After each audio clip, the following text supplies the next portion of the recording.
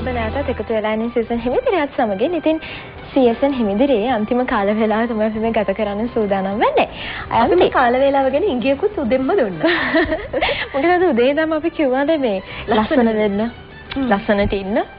චාරුණි උදේ ඉඳන්ම ලස්සන වෙන්න ටිප්ස් ගොඩාක් කිව්වා. දැන් අපිට චාරුණිට අමතරව ලස්සන දෙන්නෙක් කැවිල්ලා ඉන්නවා. අයියා අන්තිත් ලස්සන වෙන්නේ. ඒක තමයි ලස්සන කියලා කියන්නේ. ලස්සන දෙන්නෙක් එක්ක අපි කතා කරන්න සූදානම් වෙන ලස්සන වෙන විදිහ ගැන ඔබට ගොඩාක් දේවල් ඒ දෙන්නගෙන් දැනගන්නත් පුළුවන්කම තියෙනවා. එක්කෙනෙක් අපේ රටට කීර්තියක් අරගෙන ආපු කෙනෙක් අනිත් කෙනා ඒ කීර්තිය අරගෙන එන්න බලාගෙන ඉන්න කෙනෙක් ළඟදීම ඒ දෙන්නම අපි අඳුනගනිමු. ඔබ දන්නවා මේ දෙන්නම මේ වෙනකොට Mrs. Asia International 2012 තරගයට සහභාගී වෙලා ඒ කිරුළ හිමි කරගත්තු ශ්‍රී මාලි පොන්සේකා අපිට එහෙම නම කියන්න කිව්වේ. ඔන්න එහෙම කිව්වා. good morning. ඒ වගේම ඊට පස්සෙන් ඊට එහා පැත්තෙන් ඉන්නේ තාරකා විජේසිංහ. ඇය තමයි Miss Sri Lanka for Miss Tourism විදිහට තේරිලා ඉන්නේ. දැන් Miss Tourism ඉන්ටර්නැෂනල් තරගයට යන්න, ජාත්‍යන්තර තරගයට යන්න සූදානම්මින් ඉන්නවා. ඇය ඒ තරගයේ තියෙන දෙසැම්බර් වල. ඔව්. ඇයත් එක්කත් අපි ඒ ගැන කතා බහ කරන්න බලාපොරොත්තු වෙමින් ඉන්නවා ගොඩාක් දේවල්. ශ්‍රී මාලි නම බොහොම විශේෂයි. ශ්‍රී මාලිගේ තියෙන විශේෂත්වය තමයි චාරුණි අවුරුදු 27කට පස්සේ තමයි ඇය මේ කිරුළ ලංකාවට අරගෙන ආවේ. 1985 රෝසි සේනානායක මහත්මිය ඒ කිරුළ විවාහක රූරජන කියන ජාත්‍යන්තර තරගයට ගිහිල්ලා අරගෙන ආපු කිරුළෙන් පස්සේ තමයි අපේ රටට මේ වගේ ජාත්‍යන්තර ජයග්‍රහණයක් ලබා ගන්න අවස්ථාව ලැබුණේ. ශ්‍රී මාලි අපි කියමු මේ ජයග්‍රහණය ගැන. ඔව් ජයග්‍රහණය ගැන ඇත්තටම ඔයාලට වගේම මමත් ගොඩාක් සතුටින් ඉන්නේ. මොකද කාලෙකට පස්සේ ලංකාවට මේ වගේ දෙයක් ගෙනාවා කියන එක මම දැනගත්තා මම කිරුළ ගෙනාවට පස්සේ. මොකද කියන්නේ ගොඩාක් අය ඉදිරිපත් වෙනවා. මොකද අපේ ලංකාවේ ලොකු පිළිගැනීමක් තියෙනවා මේ වගේ තරඟවලට. ඉතින් මම විවාහක කාන්තාවක් විදිහට මේ වගේ දෙයකට ඉදිරිපත් වෙලා ලංකාවට කිරුළක් ගෙනාපගෙන ඇත්තටම මම ගොඩක් සතුටින් ඉන්නේ. ඔන්න ඔක තමයි විශේෂත්වය. එතකොට ආන්ති අපිට ඉන්නෝනේ තාරකා මේ ඉස්සර ආන්තිට පොඩ්ඩක් නම එහෙම වුණාම නෑ මම තාරුකා නෙමෙයි තාරකා කියලා කිව්වා. කොහොමද තරුකටයක් වගේ ලස්සනට. තාරකාට මොකද හිතෙන්නේ මේ වගේ තරගයකට ඉස්සරම නියෝජනය කරන්න ලැබීම ගැන අපි කතා කරමු. ඇත්තටම ගොඩක් සතුටුයි. මොකද මේ වගේ තරගයකට සහභාගී වෙලා ඒ වගේම තමයි අපේ මේ ශ්‍රී ලංකාව අපේ රට නියෝජනය කරලා අපේ ජාත්‍යන්තරයට යන්න ලැබෙනවා කියන්නේ ඇත්තටම ඒකත් ලොකු වාසනාවක්. ඒ වගේ වාසනාවක් ලැබෙන්නේ හරිම පුංචි පිරිසකටයි. ඉතින් ඒ පිරිසකෙන් එක්කෙනෙක් වෙච්ච එක මට ගොඩක් සතුටුයි. ඉතින් මට වෙච්ච මේ අවස්ථාවේ මම ලොකු ප්‍රයෝජනයක් ගන්න බලාපොරොත්තු වෙනවා. ඇත්තටම මට වඩා මගේ රටට ලොකු ජයග්‍රහණයක් ගෙන දෙන්න තමයි මට ලොකු බලාපොරොත්තුවක් තියෙන්නේ. මොකද අනිවාර්යයෙන්ම දැන් මේ ශ්‍රී මාලියක් කරා. ඉතින් අපි පහුගිය අවුරුදු වල අපේ විවිධ තරඟවලදී අපේ රටට ජයග්‍රහණ ලැබිලා තියෙනවා. ඉතින් මේ වසරේදී අනිවාර්යයෙන්ම මටත් ජයග්‍රහණයක් ගන්න පුළුවන් කියලා මම දන්නවා. ඉතින් ලොකු විශ්වාසයක් තියෙනවා මට වඩා මගේ රට ගැන. අනේ නිසා කොහොම හරි ගන්නවා.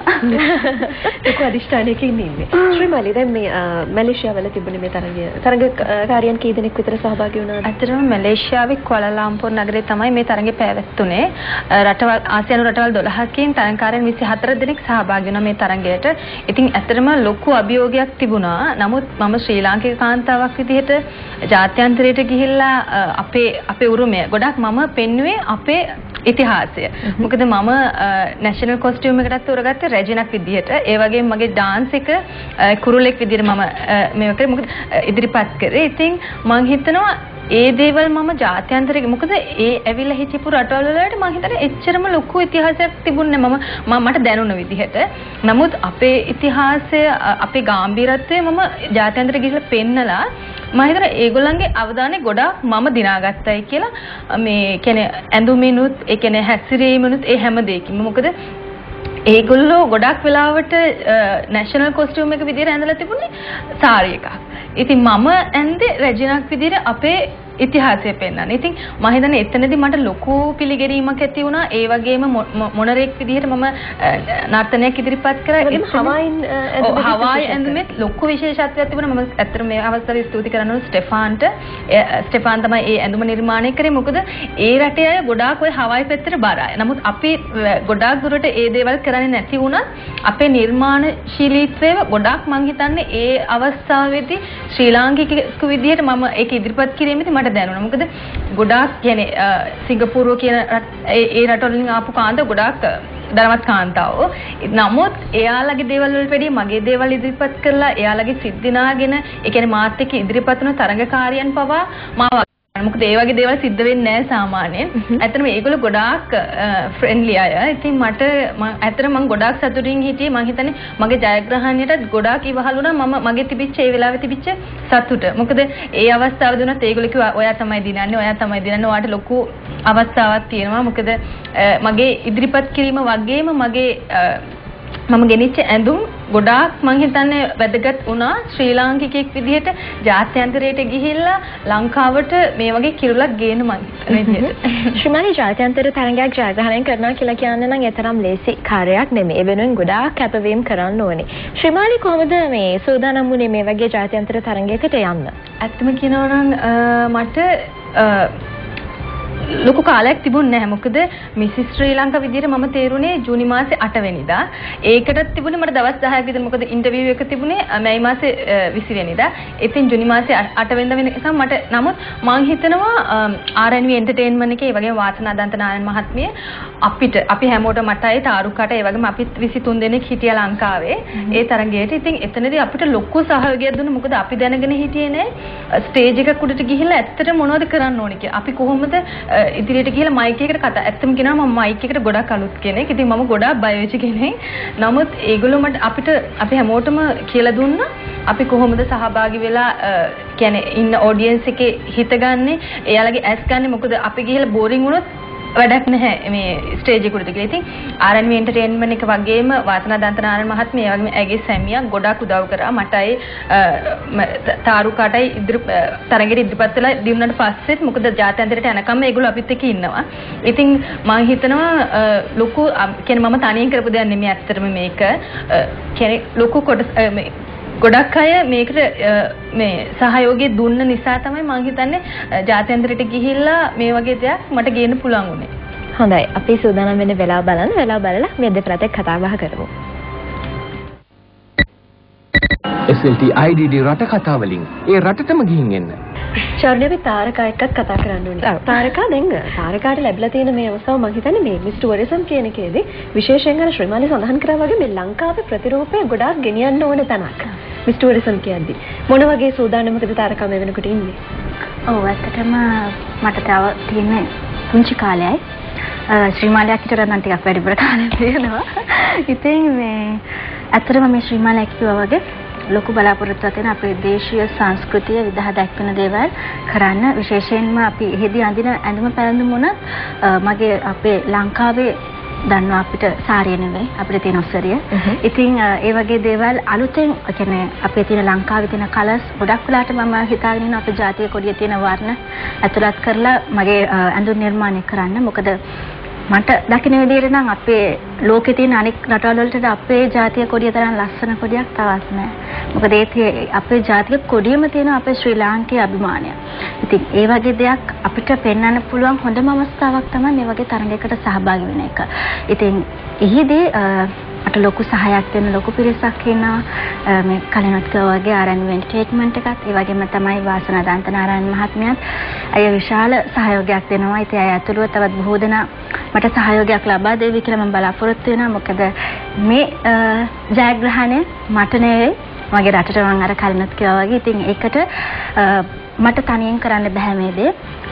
විශාල පිරිසකගේ මට දායකත්වය අවශ්‍යයි. මොකද මේ දේවල් කරන්න සෑහෙන ලොකු මහන්සියක් කැපවීමක් අවශ්‍ය වෙනවා. මොකද මම තාම පුංචි කෙනෙක්. ඉතින් මම කියන්නේ අපේ ලංකාවේ ගොඩක් දක්ෂ පිරිසක් ඉන්නවා ඇඳුම් නිර්මාණයක් තියෙන. ඒ වගේම මට වඩා අත්දැකීම් තියෙන ගොඩක් අය ඉන්නවා ජාත්‍යන්තරයට ගිහිලා ආපු අය.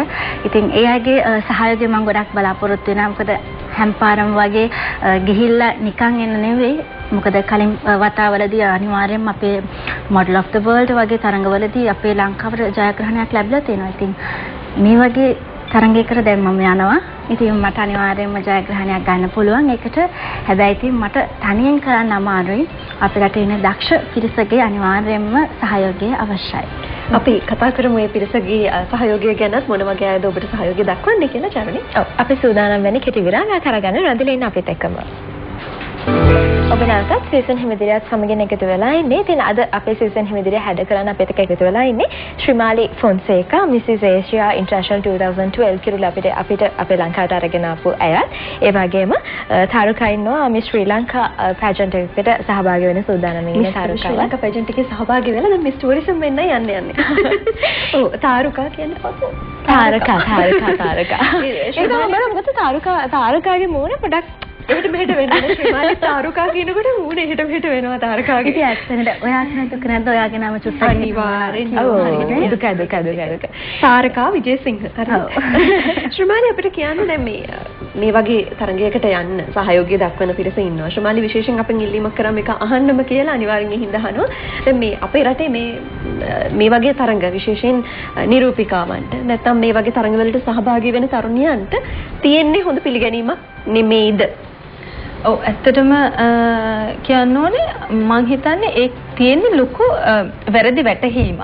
මොකද මේ ක්ෂේත්‍රයේ මම මේ දැන් මේ අවුරුද්ද මිස් ශ්‍රී ලංකා වුණාට මම මේ කියන්නේ ෆීල්ඩ් එකේ හිටපු කෙනෙක්. මොකද මම රූපලාවන්‍ය ක්ෂේත්‍රයට සම්බන්ධ කෙනෙක් හැටියට මම දන්නවා. නමුත් එහෙම මම හිතන්නේ මේ ක්ෂේත්‍රය තමයි හොඳම ක්ෂේත්‍රය අපේ ලංකාවට කියන්නේ ලොකු කීර්තියක් ගේන්න පුළුවන්. මොකද අපි ස්පෝර්ට්ස් කරනවා වගේම මොකද අපේ කාන්තාව හරි ටැලන්ට්. අපේ කියන්නේ ලංකාවේ ඉන්න කාන්තාව ගොඩක් ටැලන්ට් අය කියන එක මම හොඳටම දන්නවා. මොකද ඒක ලොකු උදාහරණයක් මම. ඉතින් මම හිතන්නේ මේ ෆීල්ඩ් එකට එන්න ගොඩාක් අය බයයි. මොකද හේතුව ආවට පස්සේ එයාලගේ නම කැත වෙනවා. නම කැත නොකර ගත්තත් ගොඩක් ශ්‍රී ලාංකිකයෝ උත්සාහ කරන නම කැත කරන්න. මම හිතන්නේ එතනදී අපි ගොඩක් හිතන්න ඕනේ ශ්‍රී ලාංකිකයෝ වශයෙන් මේ වගේ දේවල් නොකර ඉන්න. මොකද අපේ ජාත්‍යන්තරයට ගිහිල්ලා වැරදි දේවල් කරලා නෙමෙයි මෙතනට ආවේ. මොකද ඒක හොඳටම පැහැදිලි. මොකද මම මේ ෆීල්ඩ් එකේ නොහිටිය මම මිසස් ශ්‍රී ලංකා වෙලා ඇත්තට මට කෙටි කාලෙකින් මම ජාත්‍යන්තරයට ගිහිල්ලා ඒ කියන්නේ අපි ගිහිල්ලා අපේ ටැලන්ට් එක පෙන්නලා තමයි අපි මේ තැනට ආවේ. නමුත් ගොඩාක් මාධ්‍ය ඇත්තට මම ගොඩාක් ස්තුතිවන්ත වෙන ගොඩාක් මාධ්‍ය හොඳ ප්‍රතිචාරයක් දුන්නා මම මේ කිරුළ ගෙනාවට පස්සේ. නමුත් සමහර අය උත්සාහ කරනවා ඒ කියන්නේ බෑඩ් කමෙන්ට්ස් දාලා අපේ චරිතය කියන්නේ පහළට ගේන්න. නමුත් එතනදී අපි ගොඩක් වැටෙනවා. නමුත් ගොඩක් අය කියන්නේ මට වුණත් ඒ වගේ දේවල් සිද්ධ වෙලා තියෙනවා. මම හිතන්නේ ඒක ඇවිල්ලා අඩු මානසිකත්වයක් තියෙන ශ්‍රී ලාංකිකයෝ තමයි එහෙම කරන්නේ. මොකද නමුත් බහුතර ශ්‍රී ලාංකිකයෝ මට ගොඩාක් විශ් කරා. ඒ වගේම මට කිව්වා කියන්නේ මම කරේ හොඳ දෙයක් කියන එක මට පෙන්눔 කළ දුන්නා. ඉතින් මම හිතනවා මේ ක්ෂේත්‍රයට එන අයට අපි ශ්‍රී ලාංකිකයෝ විදිහට අත දෙන්න ඕන මිසක් එයාලා වැට්ටුවොත් වෙන්නේ අපේ ලංකාව ඇත්තටම හැමදාම එකම තැන. මොකද මම ජාත්‍යන්තරයට ගියාම දැක්කේ මම හිතන්නේ මේ වගේ පැජන්ට් වලට ලොකු රාජ්‍ය අනුග්‍රහයක් තියෙනවා පිටරටදී. මොකද ඒගොල්ලන්ට ලොකු කියන්නේ සහයෝගයක් දෙනවා කියන්නේ ඒ රටේ රාජ්‍යයක් විදිහට. නමුත් මම හිතන්නේ මට එහෙම එච්චරම ලොකු අනුග්‍රහයක් තිබුණා. මොකද මට ගොඩක් උදව් කරේ RNV Entertainment මේ අවස්ථාවට යන්න. නමුත් මම කිරුළ ගෙනාවට පස්සේ ගොඩක් රාජ්‍ය මාධ්‍ය ඒ වගේම පුද්ගලික මාධ්‍ය මට ලොකු ආවරණයක් දුන්නා. මම මේ දේ ගෙනාවා කියන එක මම හිතන්නේ මුළු රටම දන්නවා මම මිසස් ශ්‍රී ලංකා කියන එක. ඉතින් මම ඇත්තටම ස්තුතිවන්ත වෙනවා හැම මාධ්‍යයකටම මේ දේ කරාට. මොකද අපි මේ දේ නොකරොත් අපේ රටේ ඉන්න ජනතාව දන්නේ නැහැ අපි මොකද කරේ කියන එක.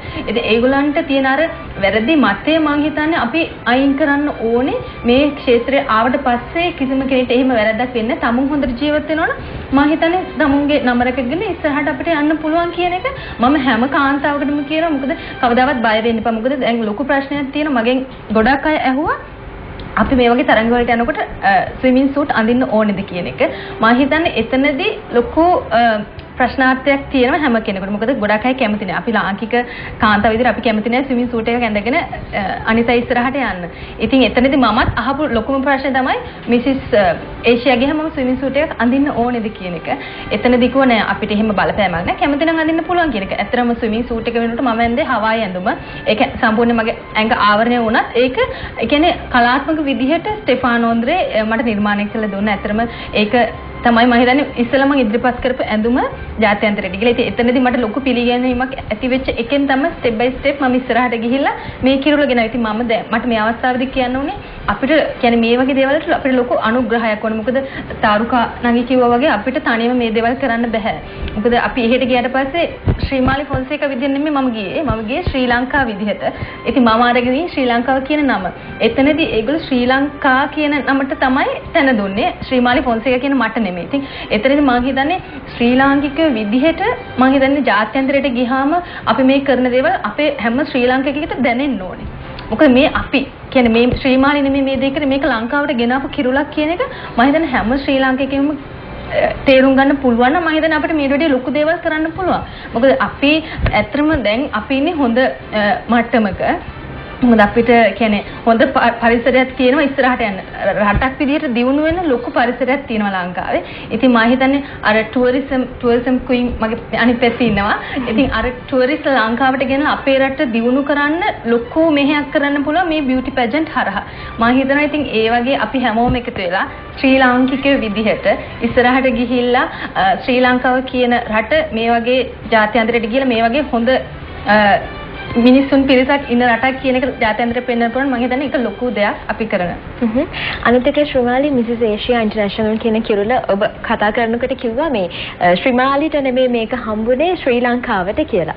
ශ්‍රී ලංකාව වගේ රටක් නියෝජනය කරනකොට ඔබ බොහොම ඔබේ තුල පෞරුෂත්ව වර්ධනය අනිවාර්යෙන්ම තියෙන්න ඕනේ. අපේ ලස්සන විතරක් තිබිලා මදි ක්වීන් කෙනෙක් වෙන්න. ඒ නිසා කොහොමද උදාහරණයක් අපි මතක් කරොත් රොස් සේනානායක මහත්මිය අනිවාර්යයෙන් ඔය දැක්කම පුදුම තේජාන්විත භාවයක් තියෙනවා. ඒ පර්සනැලිටි එක ඒ පෞරුෂත්වයට අපි හරි ආදරේ ගෞරව කරනවා.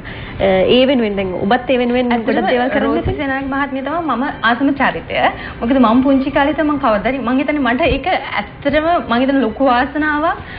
ඇයට පස්සේ මම මේ දේ ගෙනාවයි කියලා හැමම අදකින් කියූප එක මට හිතා ගන්න බැරිනෝ ඒක ඇත්තද කියන මොකද මම දැනගෙන හිටියේ නෑ එහෙම එක. ඉතින් මම හිතනවා පෞරුෂය කියන එක මම හිතන්නේ බියුටි ක්වීන් කෙනෙකුට නෙමෙයි හැම කෙනෙකුටම වැදගත්. මොකද තමන්ගේ පෞරුෂය හරහා තමයි අපිව අනිත් අය තීරණය කරන්නේ මෙයා මොන වගේ පුද්ගලෙක්ද. මම හිතන්නේ පෞරුෂය කියන එක ගොඩාක් වැදගත් ස්පෙෂලි ජාත්‍යන්තරයට ගියාම. මොකද අපිට පෞරුෂය නැත්නම් අපි හැංගෙනවා නම් අපි අනිත් එක්ක කතා කරන්නේ නැත්නම් අනිතට උදව් කරන්නේ නැත්නම් අනිතට උදව් කරන කියන එකත් පෞරුෂයක්. ඉතින් ඒ වගේ දේවල් නැත්තම් මම හිතන්නේ මේ වගේ වැඩසටහන වල සහභාගී වෙලා වැඩක් නැහැ. නමුත් මම හිතනවා ශ්‍රී ලාංකික විදිහට අපිට හොඳ පෞරුෂයක් තියෙනවා. මොකද අපි අනිතට උදව් කරන්න කැමති අය විදිහට මම හිතන්නේ ශ්‍රී ලාංකිකයෝ මම හිතන විදිහට අනිත් කියන්නේ මම දකින්න විදිහට ලොකු හොඳ පෞරුෂයක් තියෙන කාන්තාව ගොඩක් ඉන්නවා ලංකාවේ. ඉතින් මම හිතනවා පෞරුෂත්වයත් එක්ක තමන්ගේ බියුටි එකත් එක්ක තමන්ගේ අනිත් කියන්නේ එතනදී බියුටි එක පෞරුෂත්ව වැඩි තමන්ගේ බුද්ධි මට්ටම බලනවා. බුද්ධි මට්ටමත් කියන්නේ ගොඩාක් වැදගත් වෙනවා බියුටි ක්වීන් කෙනෙක් වෙන්න. ඉතින් මම හිතනවා මේ හැම දෙයක්ම එකතු වෙලා ඉස්සරහට ගියොත් මම හිතන්නේ ගොඩක් අයට මේ තැනට එන්න එච්චර අමාරු වෙන එකක් නැහැ. ඒ වගේම චාරුණී අපි තාරකා එක්කත් කතා කරද්දී දැන් තාරකා මේ වගේ තත්ත්වයක් ලබා ගත්තයින් පස්සේ අපිට ශ්‍රීමාලිත් එක්කත් මේ කතා කරන්න පුළුවන්. ඒක නඩත්තු කරන්න ඕනේ නේද? ඒ වෙනුවෙන් කොහොමද කෙනෙක් ක්‍රියාත්මක වෙන්න ඕනේ? ඔව් ඇත්තටම ඉතින් බියුටි ක්වීන් කෙනෙක් කියන්නේ ගොඩක් ලස්සන කෙනෙක්. ඒ වගේම තමයි මම නම් හිතන්නේ ලස්සනටත් වඩා ගොඩක් අර ශ්‍රීමාලා කිව්වා වගේ හොඳ බුද්ධියක් තියෙනවානේ. පොදුවේ දකින්න දෙයක් විතර මම නම් කියන්නේ කාන්තාව හැමෝම ගොඩක් ලස්සනයි. උපතින්ම කාන්තාව අපේ ශ්‍රී ලංකාවේ කාන්තාව ගොඩක් ලස්සනයි. අපි හිතන දෙයක් තමයි මේ ඉන්දියාවේ කාන්තාව තමයි ගොඩක් ලස්සන කියලා. වෙලා තියෙන්නේ අර ඉන්දියාවේ කාන්තාව අපේ රටේ කාන්තාවන්ට වඩා තමන්ගේ ශරීරය ගැන රූපය ගැන ගොඩක් හිතනවා. ඉතින් අර එනට අපි ලංකාවේ කාන්තාව ගොඩක් ලස්සනයි. ඉතින් ලස්සන වෙන්න ගොඩක් කලාවට උපතින්ම අපේ රූපේ තියෙනවා. නමුත් අර කාලයත් එක්ක වයසත් එක්ක අපේ ශරීරය හැදෙන වෙනස් වෙනවා. ඉතින් වෙලා තියෙන්නේ අපි අපේ ශරීරය ගැන තරම් උනන්දුවක් දක්වන්නේ නැහැ. දැන් අපි කාර්යබහුලයි. මම වුණත් ගොඩක් කලාවට දැන් චුට්ටක් විතර මහත් එක යනකොට මට නම් චුට්ටක් හරි ඉස්සලා දෙයක්. ඉතින් දැන් ඉතින් අපේ හොඳම උදාහරණේ මට වඩා මම නම් තාම පොඩි. එනට ශ්‍රීමාලියක් එයාගේ යට බබෙක් ඉන්නවා. ඉතින් එනට එයාගේ ඇඟ ලස්සනට තියාගන්න. දැන් අපේ මම වුණා චුට්ටක් මහත් එක එනකොට හිතන්නේ අයි එක්සර්සයිස් කරන්න කම්මැලි. ඒ වුණාට හිතන්නේ අය හොඳ ආදර්ශයක් අපේ ලංකාවේ සියලුම කාන්තාවන්ට. මොකද අවුරුදු 10ක බබෙක් නේ අවුරුදු 8ක දුවෙක් අට. ඉතින් එච්චර ලොකු දුවෙක් ඉන්නේ නැත. ඇයව දැක්කම කියන්න බෑ කියලා. ඉතින් එයා ගොඩක් තමන්ගේ ශරීරය ගැන, රූප ගැන, කොණ්ඩේ ගැන හැම දෙයක් ගැනම ගොඩක් හිතනවා. ඉතින් එයා ඒ දේවල් හිතනවා නම් ඉතින් මං අනිවාර්යෙන් ඊට වඩා වැඩිපුර හිතනවා. නේ? කියන්නේ තාරුකා නංගි ඔයා විතරනේ මම හිතන්නේ හැම කාන්තාවක් ඔය දෙන හැම කාන්තාවක් ඒ වගේම පිරිමි අය මොකද අපි ආමද කරන්න ඕනේ අපි හැමෝම මම කියන්නේ පොදුවේ ගත්තොත් මම හිතන්නේ අපේ ශරීර සෞඛ්‍ය ගැන අනිවාර්යයෙන්ම අපි හිතන්න ඕනේ මොකද ගොඩාක් අද කාලේ ලෙඩ රෝග වැඩි මම හිතන්නේ ඒක ඇවිල්ලා අපේ ව්‍යායාම නොකරන නිසා වෙන අනිත් එක කෑම පාලනයක් නැති නිසා වෙන්නේ නැති මම හිතන්නේ මේ වගේ ලෙඩ රෝග මම හිතන්නේ හැමෝම තමන්ගේ ඇත්තටම පෞරුෂය කියන්නේ තමන්ගේ රූපලාවන්‍ය කියන දේ තමයි මම හැමතිස්සෙම කියන්නේ තමන්ගේ පෞරුෂය ඉස්සරහට දාන්න නම් තමන්ගේ රූපලාවන්‍ය කියන්නේ තමන්ගේ සිරුරේ හැඩය සමේ ස්වභාවය ඒ හැම දෙයක්ම එක විදිහට මේන්ටේන් කරගන්න පුළුවන් නම් මම හිතන්නේ අපේ හැමෝම ලස්සනයි. ශ්‍රීමාලි දැන් මේ වගේ කිරුලක් අපේ ලංකාවට අරගෙන එම ගැන මම දන්නවා ශ්‍රීමාලි වගේම අපේ ශ්‍රී ලාංකිකයින් වෙන ඔබත් ගොඩක් ආඩම්බර වෙනවා කියලා. ඒ වගේම හිතේ දැන් ගොඩක් කලාවට බොහෝ දෙනෙක් බලාපොරොත්තු වෙනවා ශ්‍රීමාලි ඊට පස්සේ අපිට කොයි වගේ දෙයක් ලබා දෙයිද?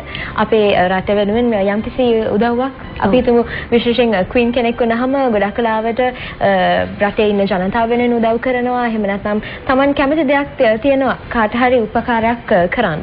ශ්‍රීමාලි කැමති කොයි වගේ දෙයක් කරන්නද? ඔව් දැන් ඉතින් මට මෙහෙම කියන්න අවශ්‍ය නැහැ මම චැරිටි කරනවා. ඒවා ඇත්තටම ඒවා මම හිතන්නේ සාමාන්‍ය දේවල්. මම ඇත්තටම මට ඕනේ සාමාන්‍ය දේවල්ට වැඩිය යම් කිසි දෙයක් ලංකාවට කරන්න. ඒක මම මෙහෙම කරනවා කියලා කියන්න බෑ. නමුත් මම හිතනවා මට මේ ක්ෂේත්‍රයේ ගොඩාක් උදව් කරන්න පුළුවන්. මොකද දැන් ඔයාලා අහුව ප්‍රශ්නේ වගේම ගොඩක් අය බයයි මේ ක්ෂේත්‍රයට එන්න. මොකද තමන්ගේ නම කැතවේ. මම වුණත් මිසිස් වෙනකන් ඉඳලා මේ ක්ෂේත්‍රයට ආවේ මම බය වුණා. ගෑනු ළමයි කියන ඇත්තට මම ගොඩාක් ආඩම්බර වෙන තාරුකා ගැන මේ අවස්ථාවේදී ඇවිල්ලා ඉදිරිපත් වෙලා මිසිස් ශ්‍රී ලංකා වෙච්ච එක ගැන මොකද මම ගොඩක් ඒ දවස්වල බය වුණා. මේ ක්ෂේත්‍රයට එන්න මොකද හැමෝම කියන්නේ මෙයාලා ගියාට පස්සේ මෙයාලගේ වැඩක් නැහැ කියන එක. නමුත් මම කියන එහෙම නැහැ. මේ ක්ෂේත්‍රයට අපේ ලංකාවේ ඉන්න හැම කාන්තාවක්ම එන්න ඕනේ. හැම දක්ෂ කාන්තාවක්ම ඇවිල්ලා අපේ රට වෙනුවෙන් ඉදිරිපත් වෙන්න කියන එක තමයි මම හැමෝගෙම ඉල්ලන්නේ. මොකද අපි ඉදිරිපත් නොවුනොත් වෙන කවුරුත් ඉදිරිපත් වෙන්නේ නැහැ. ඉතින් මම ගැන හිතලා නෙමෙයි රට ගැන හිතලා මේ දේවල් වලට ඉදිරිපත් වෙන එක මම හිතන්නේ හොඳ කියලා ඒතනදී ඔය අහපු ප්‍රශ්නෙට මම උත්තර දුන්නා. මම කැමති මේ ක්ෂේත්‍රයේ ගොඩක් අයට උදව් වාසනා දන්තනාරායන මහත්මියත් එක්ක එකතු වෙලා තව මිසිස් කියන කැටගරි එකෙන් මිසිස් ශ්‍රී ලංකා වශයෙන් කරලියට ගෙනල්ලා ඒ වගේම මිසිස් ඉන්ටර්නැෂනල් දක්වා ගිහලා මම වගේ කිරුලක් ගේන්න මම ගොඩක් උත්සාහ කරනවා. ඒ වගේම තාරුකාලා වගේ මිස්ලටත් මම ඇත්තටම මේ වගේ අවස්ථාවලදී උදව් වෙන්න මොකද මම ඇත්තටම හිතනවා තමන්ගේ බියුටි එක ගැන ගොඩක් ගෑනු ළමයි දැන් හිතන්නේ නැහැ. මොකද මම දැකලා තියෙනවා අවුරුදු 18 19 ගෑනු ළමයි හිතන්න බෑ මේගොල්ලෝ 18යි කියලා. හරි කියන්නේ හරි මහතයි. මට හිතන්නේ මම ඇත්තටම මම මේ තත්ත්වෙ නිකන් ඇත්තටම මම ආඩම්බර වෙනවා. ඇත්තට මේකට මම ගොඩාක් ව්‍යායාම කරන කෙනෙක් නෙමෙයි. ඇත්තට මම මගේ දෙමව්පියන්ට ස්තුතිවන්ත වෙන්න ඕනේ මේ අවස්ථාවේ. මොකද ඒගොල්ලෝ හින්දා තමයි මම මේ වගේ කියන්නේ ස්කින් එකක් මේ වගේ ශරීරයක් හම්බුනේ. මගේ අම්මී තාත්තා ඉන්නවා. ඒ දෙන්න මම දැන් බලන් ඉන්නවා කියලා. ඒ දෙන්නට ගොඩක් ස්තුතිවන්ත වෙනවා. මම කියන්නේ මාව මේ තත්ත්වෙට ගෙනාවේ මම හිතන්නේ ගොඩක් මගේ දෙමව්පියෝ. මොකද ඒගොල්ලෝ ඇත්තටම කියනවා නම් මගේ තාත්ති ගොඩක් බයයි. එයා කැමති නැහැ මේ ෆීල්ඩ් එකට එනවට. මොකද එයා තමයි මාව මේ නතර කරගෙන හිටියේ ඉතින් මොකද මට ඕන උනේ ගුවන් සේවිකාවක් වෙන්න අවුරුදු 20 දී. නමුත් ඔහු බය වුණා මේ ක්ෂේත්‍රයට ගියාම මෙයාට මොනව වෙයිද කියලා. ඉතින් මේ ඒ වගේ අවස්ථාවන්නේ අපි විචාරය කරනවා. තරගේ ඇත්තට මම ඔය ජජ් බෝඩ් එකේදී ඒගොල්ලන්ට මුණ දුන්න අවස්ථාව. ඉතින් මං හිතනවා හැම දෙමව්පියක්ම හිතන්න ඕනේ තමන්ගේ දරුවන්ට සහයෝගය දීලා ඉස්සරහට යන්න අවස්ථාව දුන්නොත් මං හිතන්නේ අපේ රටේ හොඳ පැජන්ට් කරලා මේ ඡායාරූපය ගැනත් අපි කියමු ශ්‍රීමාලි. ඔව් මේ ඇත්තම කියනවා මම එයාපෝට් එකේදී ලංකාවට ආපු වෙලාවෙ ගත්තේ ඒක ඉච්චර ලස්සන නෑ මම. මේ තමයි මම. නමුත් එතනදී මට ලොකු ඇත්තම ගුවන්තොටුපළේදී මට ලොකු පිළිගැනීමක් තිබුණා. මම හිතුවේ මොකද වාසනා දන්තනාරායන මහත්මියයි තව ජාතික නාලිකා කීපයකින් ඇවිල්ලා හිටියා මට හිතා ගන්න බැරි වුණා.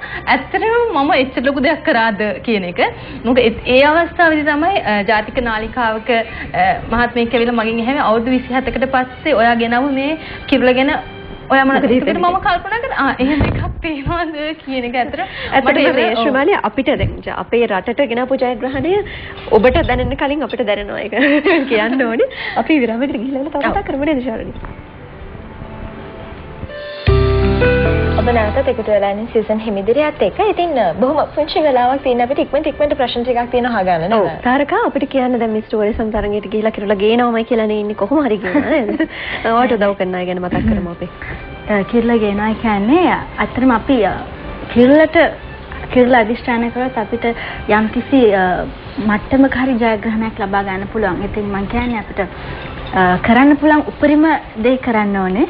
ඉතින් අනිවාර්යෙන් මම ඒ දේ කරනවා. අනිවාර්යෙන් අපි සුබ පතනවා අනිවාර්යෙන්ම ශ්‍රමාලීට ලැබුණ අවස්ථාව වගේ ලංකාවට කීර්තියක් අරගෙන ඉන්න තාරකාටත් අවස්ථාව ලැබෙන්න කියලා අපිට කතා කරන්න තව ගොඩාක් දේවල් තියෙනවා. නමුත් අපේ කාල සීමාව ඉවර වෙලා තියෙන්නේ. ශ්‍රමාලී දියණියත් එක්ක ස්වයං පුරුෂයත් එක්ක බොහොම හොඳ අනාගතයක් ගත කරන්න අවස්ථාව ලැබෙන්න කියලා ප්‍රාර්ථනා කරනවා. ඒ අතරෙම ලංකාව වෙනුවෙන් තවත් ගොඩාක් දේවල් කරන්න අවස්ථාව ලැබෙන්නත් කියලා ප්‍රාර්ථනා කරනවා. තාරකාට අපේ ප්‍රාර්ථනාව මිස් ටූරිසම් කිරුල්ල ලැබෙන්න කියලා. ඉතින් සුබ පතනවා දෙන්නගේ අනාගතයට. අපි එහෙනම් අදට සීසන් හිමිදිරියෙන් සමුගන්නවා. හෙටත් උදෑසන අපිත් එක්ක එකතු වෙන්න. සුබ දවසක් ඔබට.